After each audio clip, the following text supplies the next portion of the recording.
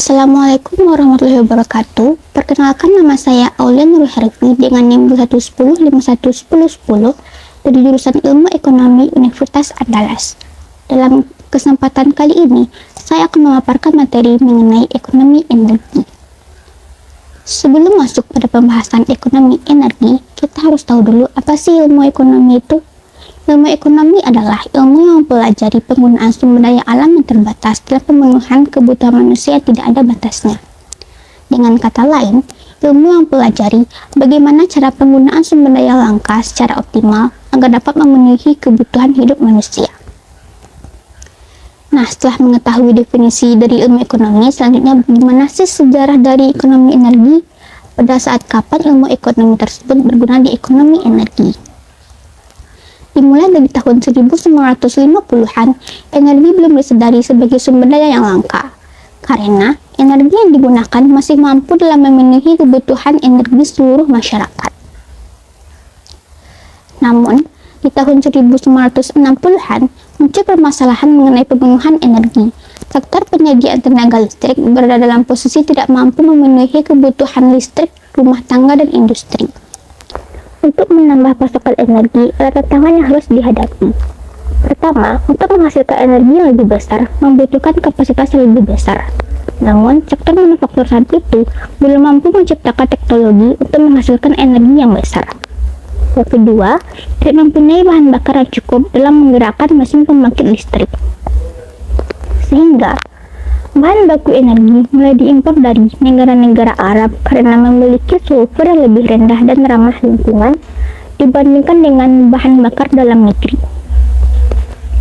Akibat dari impor bahan baku ini, permintaan dalam negeri melonjak, meningkatnya ketergantungan ke negara lain, dan mulai muncul kepedulian terhadap lingkungan.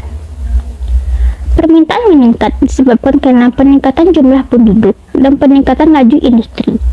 Pada tahun 1960-an, negara yang mengekspor minyak ke seluruh dunia hanya negara-negara Arab, sehingga terbentuklah OPEC, yaitu organisasi pengekspor minyak bumi.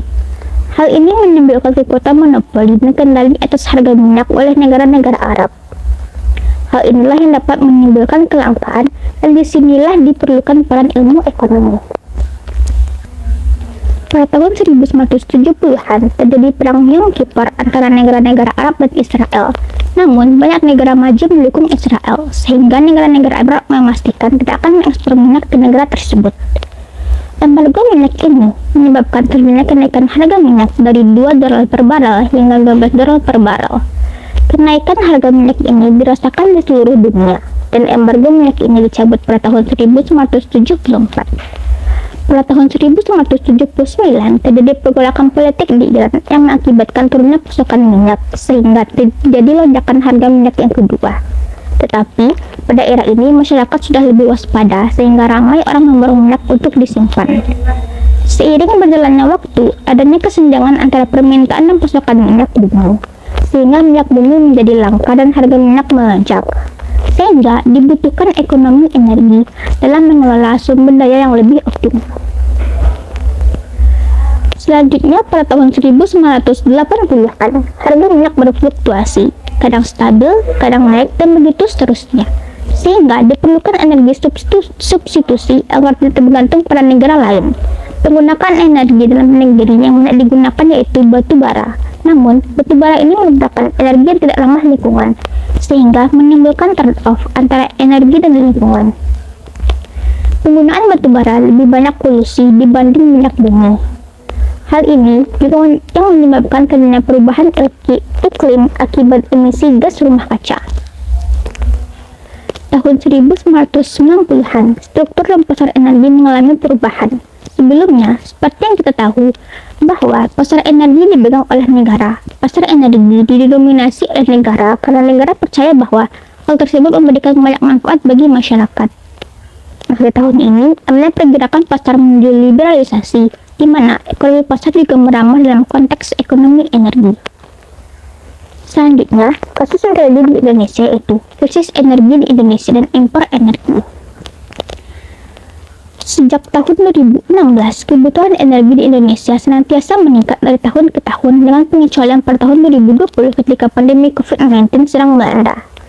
Data dari neraca arus energi Indonesia yang dipublikasi oleh Badan Pusat Statistik menunjukkan bahwa penggunaan energi domestik neto di Indonesia sebesar 9.163 petajoule. Sementara itu, dari sisi penyediaan, Indonesia dapat mengekstraksi energi hingga 21.207 petajoule dari input alam pada 2020, baik yang berasal dari energi fosil maupun dari energi terbarukan. Dengan demikian, total energi yang dapat disediakan oleh alam jauh melebihi total energi yang dibutuhkan untuk keperluan domestik. Tetapi, jika ditinjau lebih detail, untuk setiap jenis produk energi, tidak semua kebutuhan produk energi domestik dapat dipenuhi dari hasil produksi dalam negeri. Produk bensin bermotor dan LPG merupakan beberapa produk yang belum sepenuhnya dapat dipenuhi dari pasar domestik.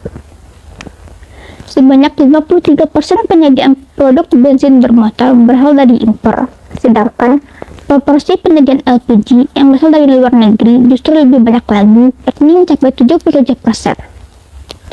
Ancaman krisis energi tidak hanya akan mengintai negara-negara yang belum mampu secara mandiri memenuhi kebutuhan energi domestiknya. Keberlanjutan penyediaan energi juga merupakan faktor penting yang perlu dipantau dan dijaga. Berbeda dengan energi terbarukan, sumber daya energi fosil seperti minyak bumi, gas alam, dan batu bara memiliki stok yang terbatas. Krisis energi global menunjukkan kerentanan ketahanan energi yang berbasis fosil, termasuk Indonesia, di mana 67% bauran energi dari energi fosil. Dampak krisis energi terlihat pada harga energi seperti batu bara, gas alam, dan minyak mentah melambung 2-4 kali pada pertengahan 2022 dibandingkan pada tahun 2019. Hal ini membuat produsen batu bara domestik lebih tertarik untuk mengekspor ke luar negeri, yang menyebabkan menipisnya pasokan batu bara dalam negeri. Untuk mengatasi masalah krisis energi dalam jangka pendek, pemerintah Indonesia membuat berbagai keputusan seperti mempertahankan kebijakan domestic market obligation, mengucurkan subsidi energi fosil yang mencapai 650 triliun, dan menyesuaikan harga BBM untuk mengurangi beban subsidi.